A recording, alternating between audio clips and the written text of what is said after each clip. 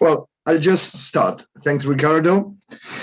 And as Ricardo said, this presentation is called Crowd Interceptions During COVID-19, which is part of my PhD thesis, partially funded by the BRT Plus Center and supervised by Professors Ricardo Vicen and Juan Carlos Muñoz.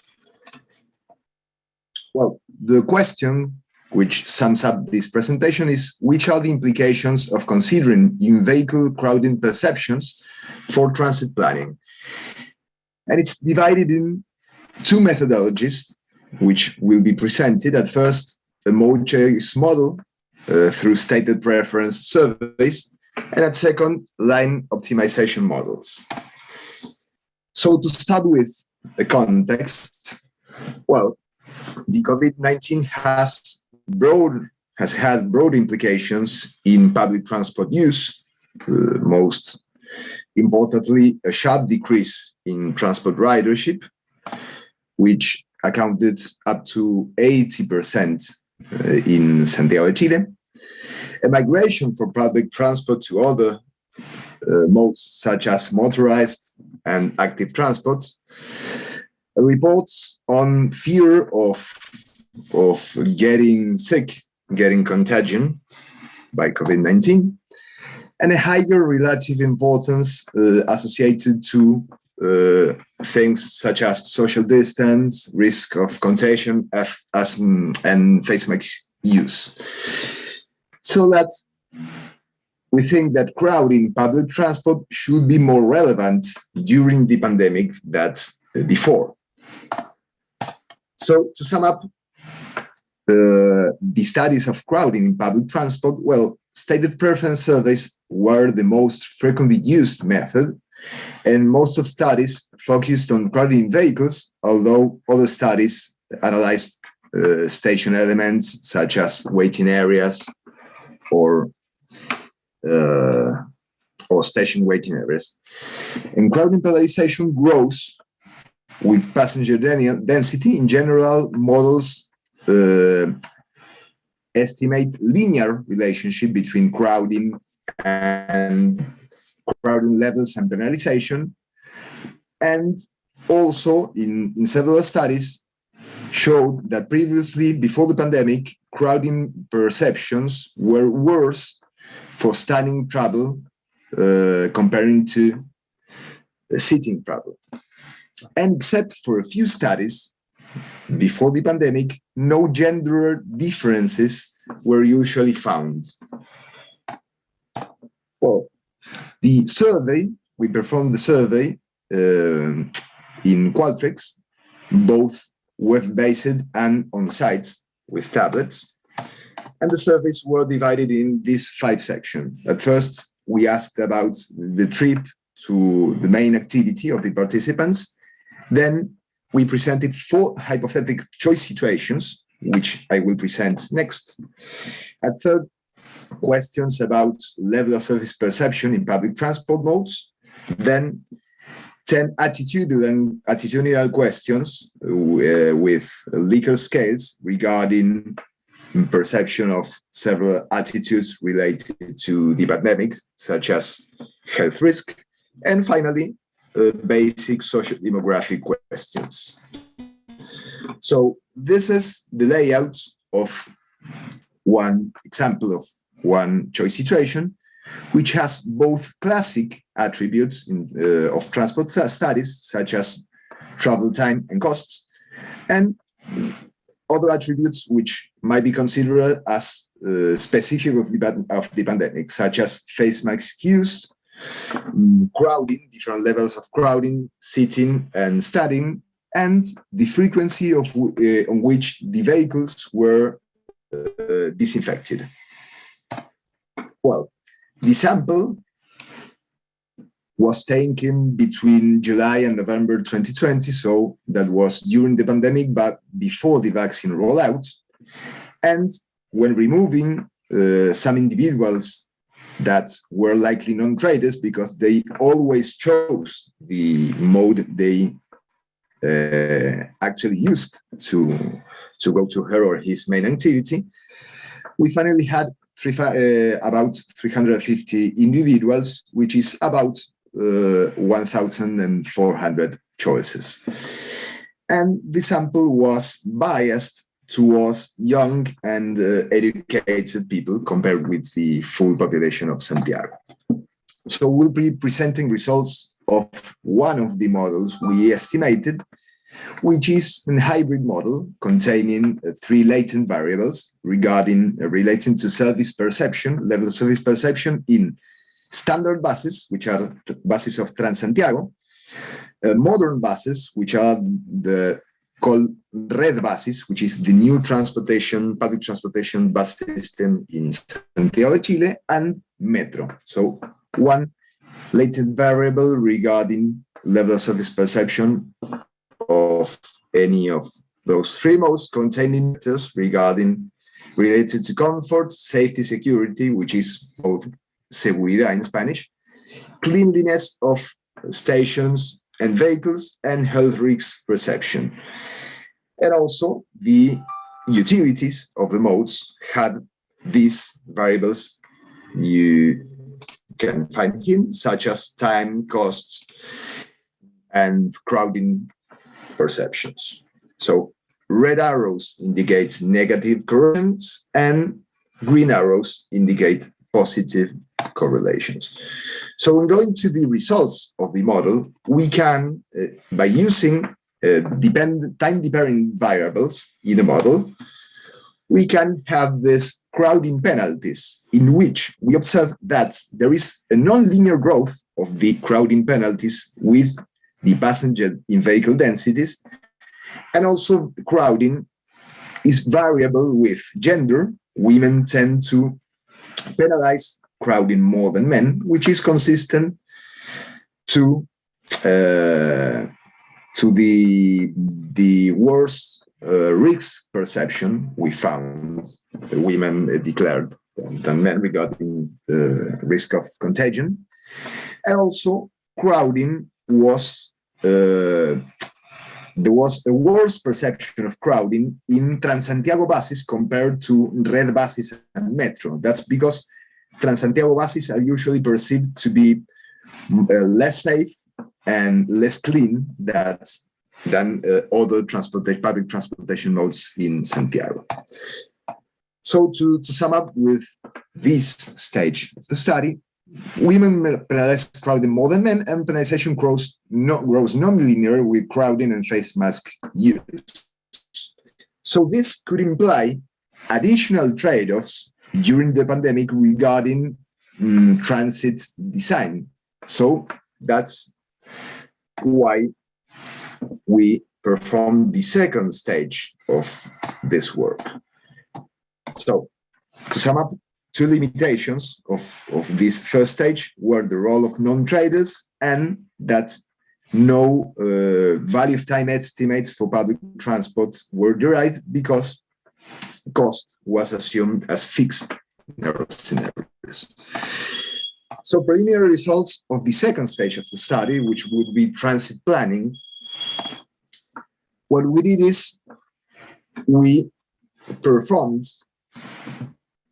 these line optimization models, which are cost minimization functions, by using a triangular demand profile, which is a simple demand profile, and in which we would like to find the parameters such as total vehicles, vehicles on peak and on off-peak periods, distance between stations, disinfection, and face mask use control, that minimize total costs for bus, for BRT, and for metro, according to different ridership levels. So that's the basic equation we want to minimize.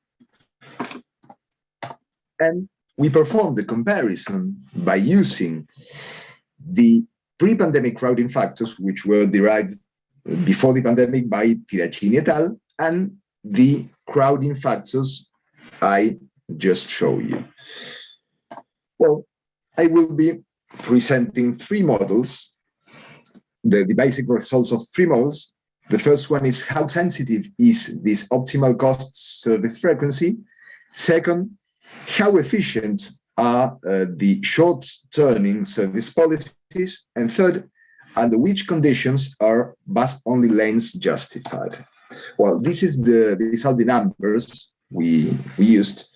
We tended to use up-to-date figures applied in Santiago, Chile, for the most of the parameters.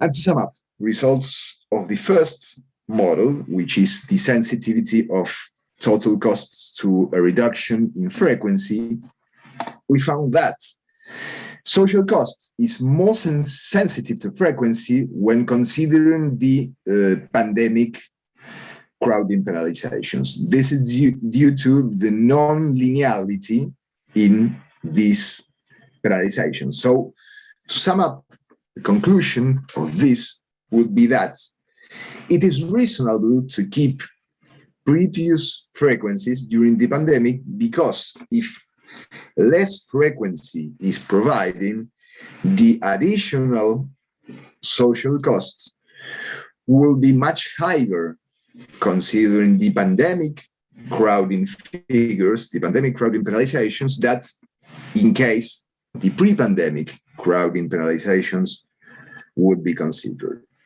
And this is both for bus and for BRT services. So for the second model, in which we analyzed the feasibility of providing short-turning services, which is the case in which public transport line is divided in two, and part of the fleets is just responding to the demand in the section which is closer to the central business district. When comparing the cost savings in the optimal parameters for each ridership level, we found that when considering the crowding factors of the pandemic, we found the optimal cost savings are actually much higher compared to the cost savings that would be detected by using the pre-pandemic factors. So, to conclude, fleet management, in this case short-turning services, allows for more savings during the pandemic, particularly for regular buses, which are the blue lines here, and particularly when considering the second best policy, in which the optimal parameters allow to recover operational costs. And the last model I would like to present is the model regarding bus-only lanes, in which we analyzed for different ridership levels which would be the increase in speed needed to justify this policy of building these temporary bus-only lanes, which are basically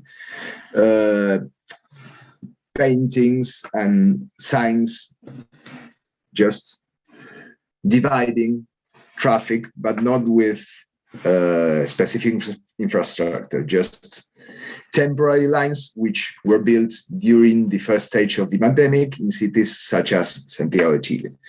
So when comparing these two figures, we find that during the pandemic, we require less speed increase to justify bus-only lanes. And why is this? Because with non-linear penalties for crowding, a slighter increase in speed allows for an equivalent saving in terms of cost equivalent perceptions for public transport users. And just remember that when you have more speed in a public transport corridor, you have not only less waiting times, but also less crowding, because you have more capacity in the corridor by using the same fleets. So the conclusions. Well, by using a stated preference survey, we found that individuals in Santiago penalize crowding, have higher penalization on crowding during the pandemic. Women penalize crowding more than men, and this penalization grows non-linearly with density and with no face mask use. Disinfection policy and perception of level of service of different transit modes are also relevant for explaining mode choice. There are new trade-offs such as disinfection frequency versus cost and face mask control versus cost that arise for considering regarding public transport corridor design.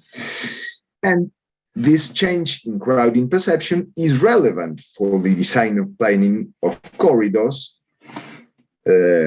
regarding frequencies, keeping pre-pandemic frequencies, and regarding fleet management and bus-only lanes building. So, which will be the next step?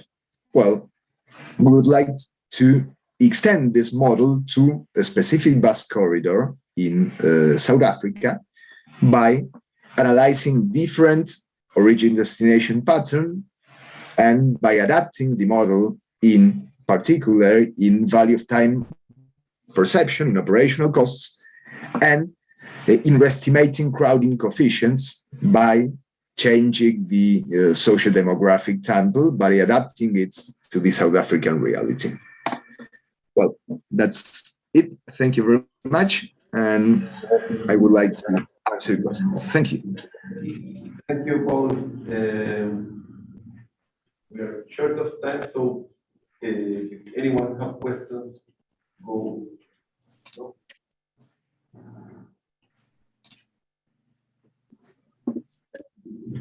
No questions? No? Okay. So I'm going to ask Juan Carlos. Just an opportunity to talk to the audience. I mean, unfortunately, I wasn't able to stay for most of the time, but I'm back. And I'm happy to say hi to all the friends around. But the comment I would like to make is that based on the research by Paul, I think there's an important opportunity, especially for the developing world. At the developing world, we have accepted that buses and trains are designed to run extremely crowded, at a crowding level that nobody would consider dignifying, at a crowding level that probably everyone in the vehicle would be thinking on, well, as soon as I have the opportunity to skip this trip, I would skip it because it's not dignifying. And the pandemic has although it has shown to be quite devastating for our public transport use, it has allowed transit users to reconquer dignity on their trips because they can sit, or because they don't have somebody really pushing them to get into the vehicle or out of them. So I think that the opportunity here is that how can we recover normality, which I guess at some point we will recover, but while keeping this abnormal, or not normal crowdedness inside the vehicles. I think that's the challenge, to keep that part. And of course, it would be more costly, but we need to